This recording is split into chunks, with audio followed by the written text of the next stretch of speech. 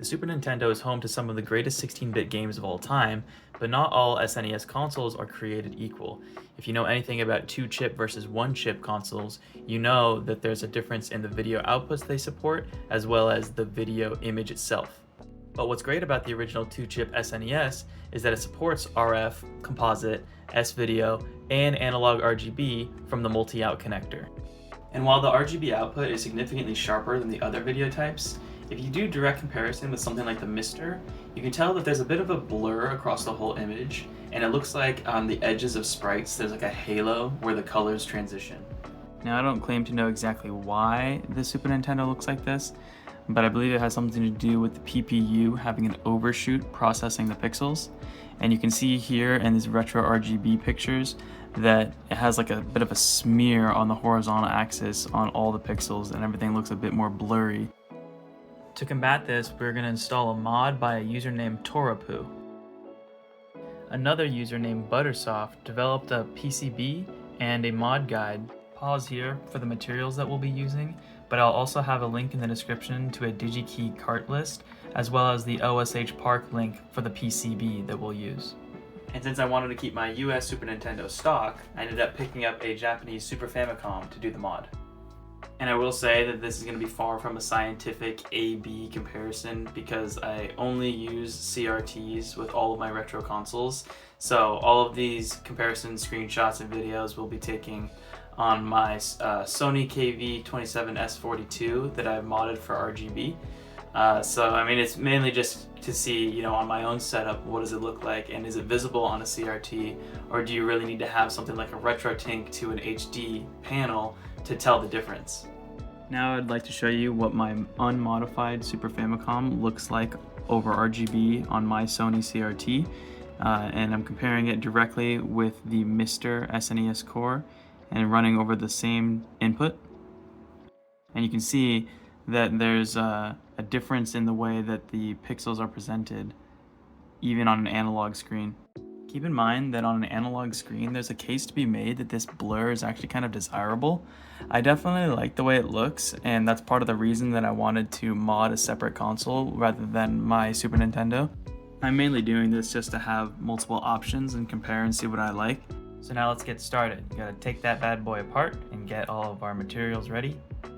Keep in mind that your board for your Super Nintendo may look different. There's a few revisions. My board is the SNES CPU GPM02. I believe the transistor and capacitor numbers should be the same though, so you can follow along even if your layout is different.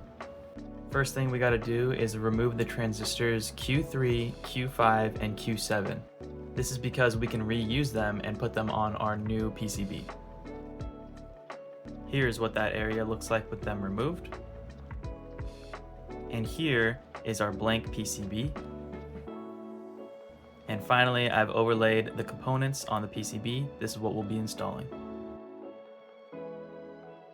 Moving our attention to the PCB, I will start out with the large IC in the center.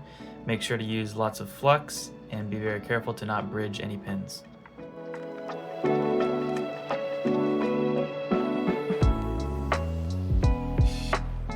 Next, I moved on to the resistors and the transistors that are closest to the IC. Easiest to get these out first.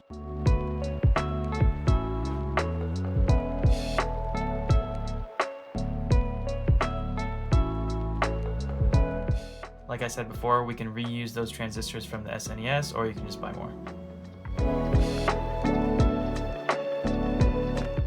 Skipping ahead, I'm putting in the diodes after installing all of the surface mount components. Solder the legs in the rear of the board and then clip off the excess. And here's what the PCB looks like with everything installed. I chose to put some foam tape right here in this area and put the mod board here to keep it secure under the motherboard.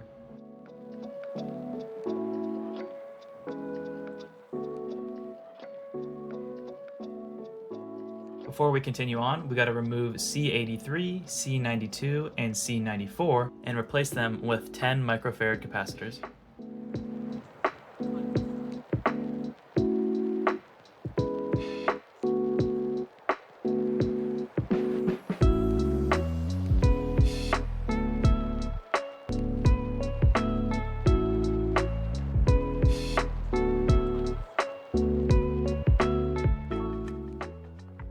On our mod board, we can connect the ground side of C4 as the ground plane to this end of C3 down here in the corner of the motherboard.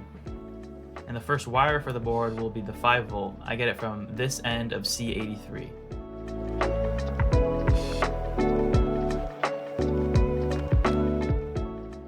Next, I'm going to populate the wires for the red line. The board has labels for the base and emitter wires. Now we're going to attach those to the transistors that we initially removed. Red is going to be for Q3, and base and emitter are going to be left and right respectively. Now we'll do the exact same thing for green and blue. Green is going to be for Q5 and blue will be for Q7. Keep in mind that on this board it goes from left to right, Q3, Q7, Q5. Just pay attention to the labels.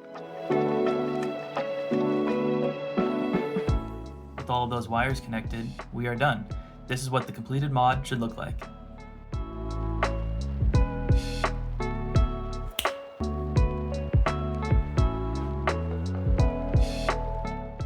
So let's look at some comparisons on my Sony CRT over RGB. All these photos and videos are using the same cables, the same switcher, and the same video input. Looks like on a CRT, the difference is very slight. Across the board, you'll see some reduced haloing on the right side of edges, and the overall image is just a touch sharper.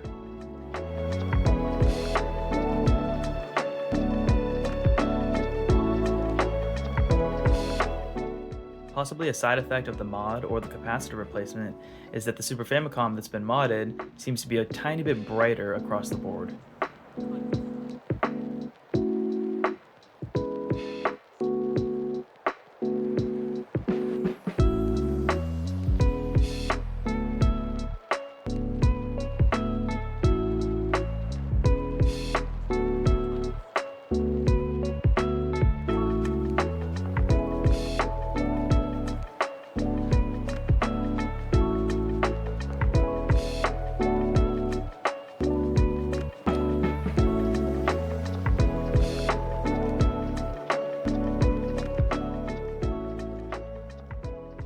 I think this comparison in Zelda shows it best.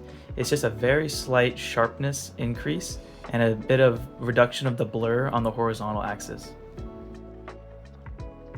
So now let's compare this modded Super Famicom with the Mister. I'm actually kind of blown away that it looks like the sharpness level is almost exactly the same.